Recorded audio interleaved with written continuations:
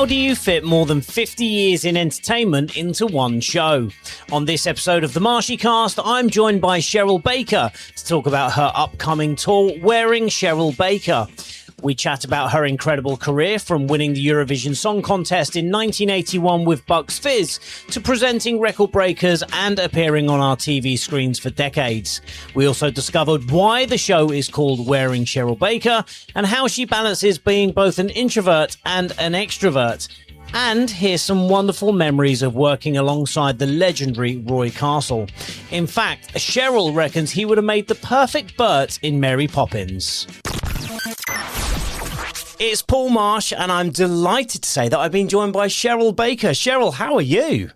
I'm fitting well, actually, Paul. Thank you very much. In fact, I've just come from the gym. That's how I know I'm still fit. Well, you're better than me, because I can't tell you the last time I went to the gym. In fact, if they had a pub called Gym, I'd be more inclined to go to it. I know what you mean. You are a legend and an icon to so many different people. You mean so many different things, and that's why I wanted to start with you. That's the crazy thing. Obviously, coming out of Bucks Fizz and Eurovision, and then going into TV and stage and theatre and panto, like everything you've done. Where do you even begin to do a show all about that? I started doing this one-woman show on ships. I was asked if I'd want to do it, and it was 20 years ago. It was in 2016. 2006, 20 years ago. And I know that because I took my daughters with me, my twins, and they were 12 years old, and they're 32 now. Well, they're 32 this month, actually. So I started doing this one-woman show, and it seemed to go down quite well, but it was only like a 45-minute show on the ships.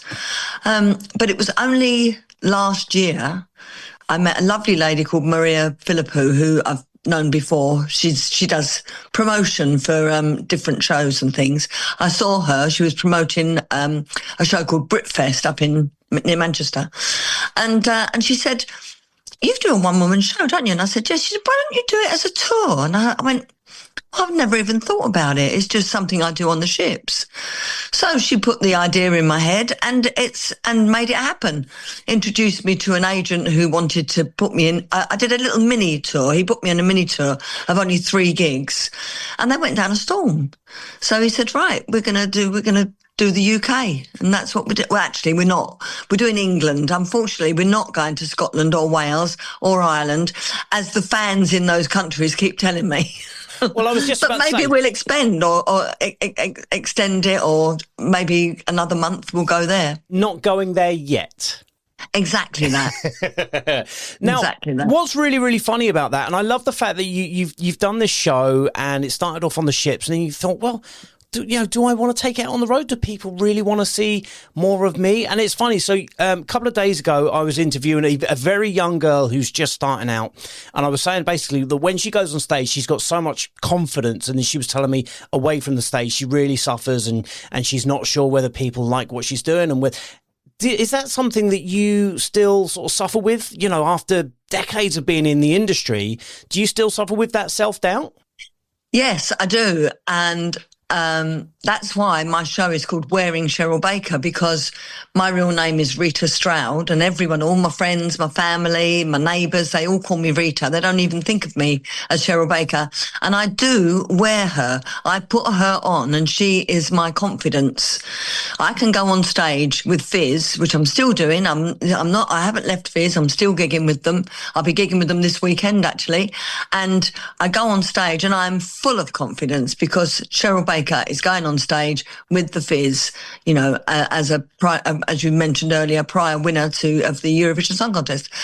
But ask Rita Stroud to get up on that stage and do the show, and I go to pieces. I do suffer terribly from nerves, and I'll tell you how it affects me. It gives me wind. Oh. Perhaps I'm a little too honest.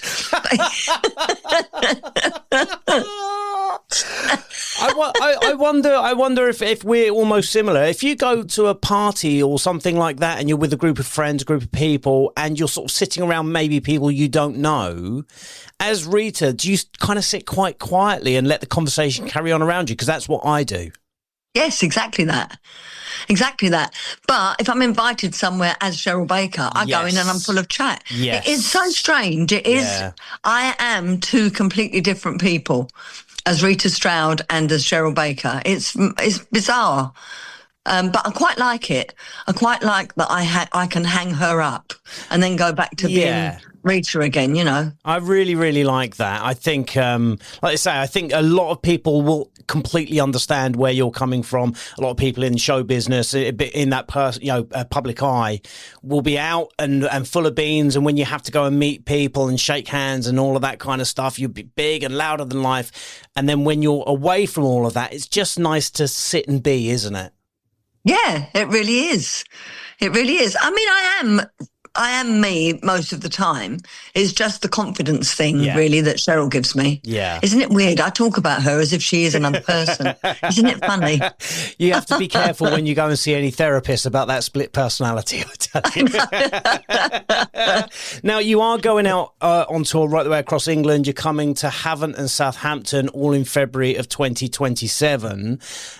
When you look at the last 50 years, you look at young Cheryl starting out, what would surprise her most about where the last 50 years have gone? Oh, everything. I mean, the fact that I did the Eurovision, the fact that I joined a professional band in the first place, which was back in 1975. I was nobody and nothing. I lived in a council flat with my family. I had a regular job. I used to work in the city in London as a shorthand typist and secretary for 5 years after leaving school, and had a dream of being a singer. But I thought that, I mean, my dream was to be in a big band and be successful, like most, you know, young kids would. If they want to be singers, that's what they want to do. That's what they want to achieve. But in reality, you think that's not really going to happen. Yeah. So I was thinking probably what I'll end up doing is I'll be in a band that does pubs every weekend, and I'll still have my regular job. But I auditioned for a gig-in band that had a record deal, and I got the job, and I was 21 and in 1975. And that I've written my book that goes with the tour, and I've thanked the guy who let me join that band, because without him, I wouldn't have been in Bucks Fizz. I wouldn't have learned all the things that I did. It's funny, isn't it? Serendipity, whatever, luck, whatever it is. I just joined that band at exactly the right time in my life, and you know, my career blossomed from that day forward. You know, six years later, I joined Bucks Fizz, and I only knew the woman from Bucks Fizz, the woman who put Bucks Fizz together, through the previous band that I joined. So I've been a very, very lucky person, Paul. I really have, with my career and my life. My career gave me my life. Yeah. My career. The reason I'm here talking to you, the reason Steve's in the kitchen at the moment is cooking me an omelette. My dog's waiting to go out. You know, my kids have opened a show in Leicester. They've written a musical. None of that would have happened had it not been for that very first audition that I passed to be in Coco in 1975.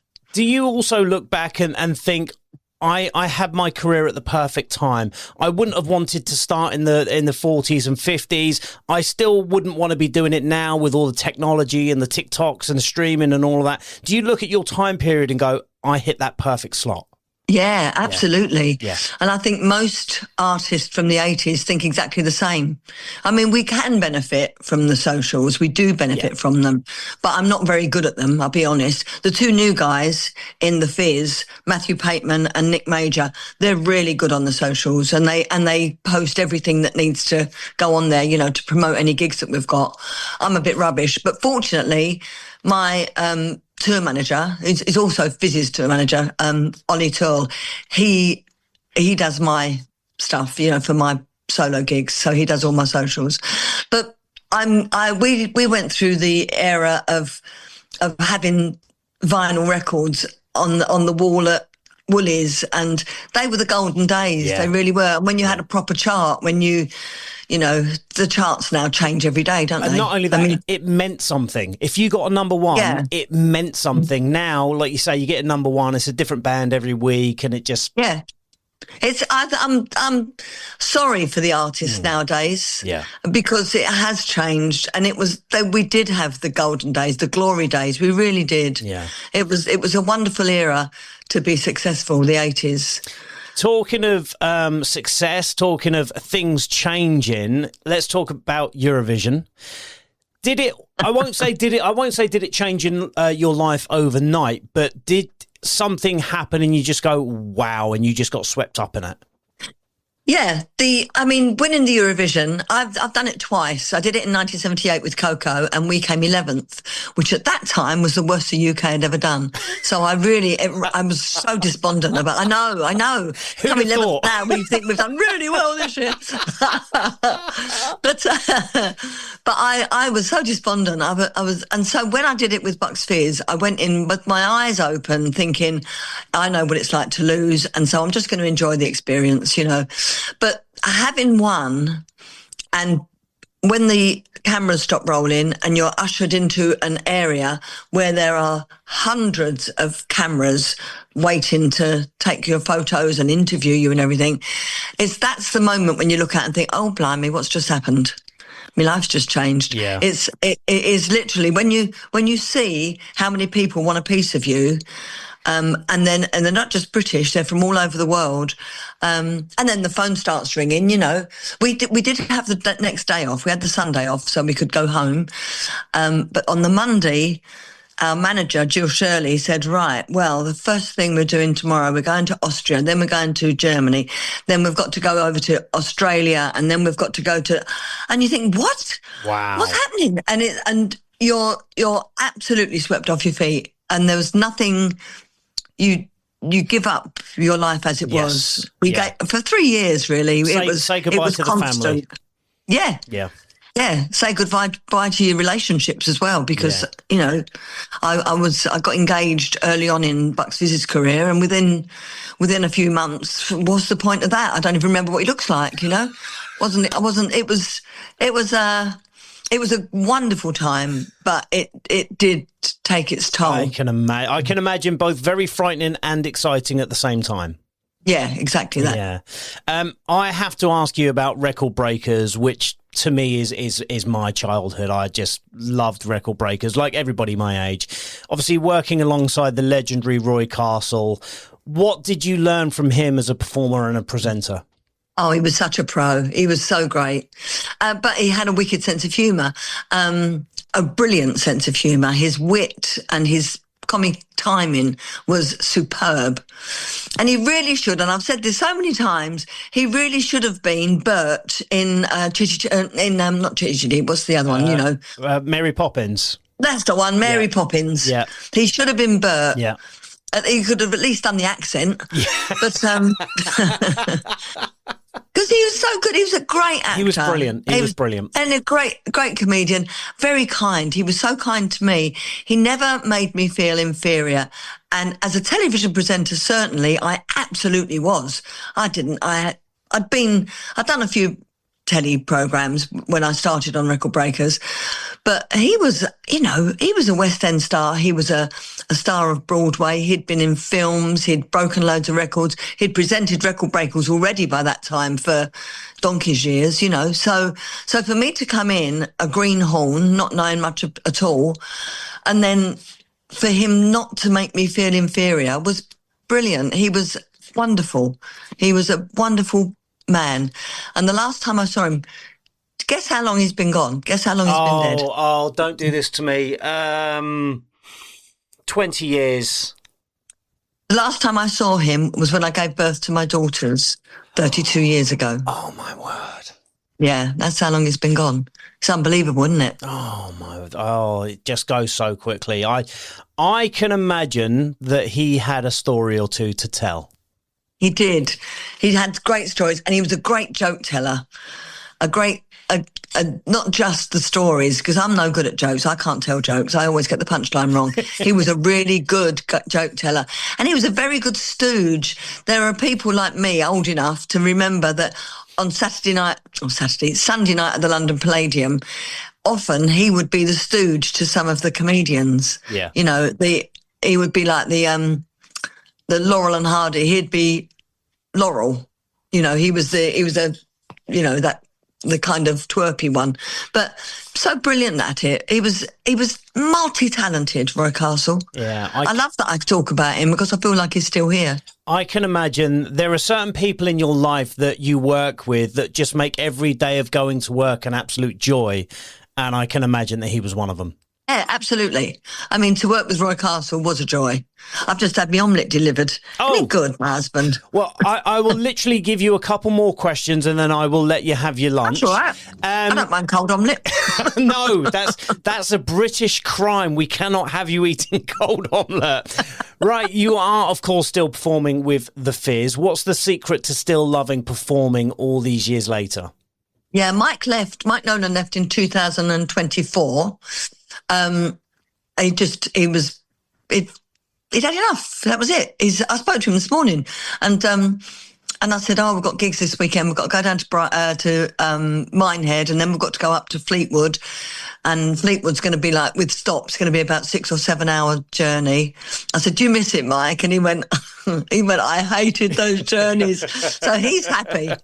Mike Nolan is happy, but I wasn't ready to give up, ripping my skirt off yet, and neither was Jay Aston. So we've got, as I said earlier, we've got Nick Major and Matthew Pateman. They were both in boy bands with some degree of success as well. They had chart success. So they're great. They're not only are they great on the socials, they're great on stage. They come up with really good ideas. So they're giving us a new lease of life. We've got a new single out.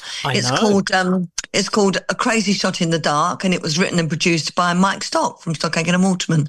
So we've reignited the passion for working again. It was getting a bit stale working with Mike Nolan because as much as I adore him, it was obvious that he was unhappy, and it was bringing it was bringing us down. Yeah. But these boys have given us a new lease of life. Yes, exactly that. Yeah. I want to finish with 3 quick fire questions and then I will let you get to your omelette. Question number 1, what's the most gloriously 1980s thing that you still own? I still have my outfit from when we did Piece of the Action, and I can still get in it. It's tight, but I can still get in it. It was a khaki jumpsuit, and I loved it. And if anyone watches the video on YouTube or whatever of Piece of the Action, this khaki jumpsuit I've still got hanging in my wardrobe, and it will stay there. Amazing. I might be buried in it. I don't know. If you could relive one single moment from your career, what would it be? You would think Eurovision, but I actually think doing the Christmas Top of the Pops. Being on Top of the Pops on Christmas Day, the BBC pulled out all the stops and they made us some of the most fantastic outfits. And they made mine was like a fairy outfit, and they put me on a holster thing, and in the middle of Land of Make Believe, they hoisted me up, and I was doing the dance routine in the air, and so it was great. Who were you on with? Do you remember anybody that you were on with? Nah, just us. We were the main stars. I'm not worried about anybody else. And then finally, have you ever heard a terrible Bucks Fizz karaoke version and thought, do you know what? You're going to get points for effort? Yeah, there's been a lot of them, actually. And when, I hate to mention his name because I can't bear him, but David Van Day did a version of, he did an album of Bucks Fizz songs, and it was appalling. So I just, and once I heard it played on the radio and I went, no, why are you playing that version? It's ridiculous. It was awful. So, yeah.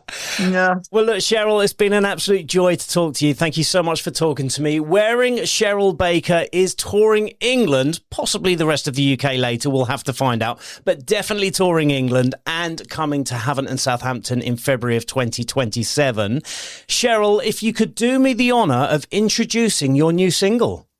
Oh, I'd love to, yes. This is The Fizz with their brand new single, A Crazy Shot in the Dark.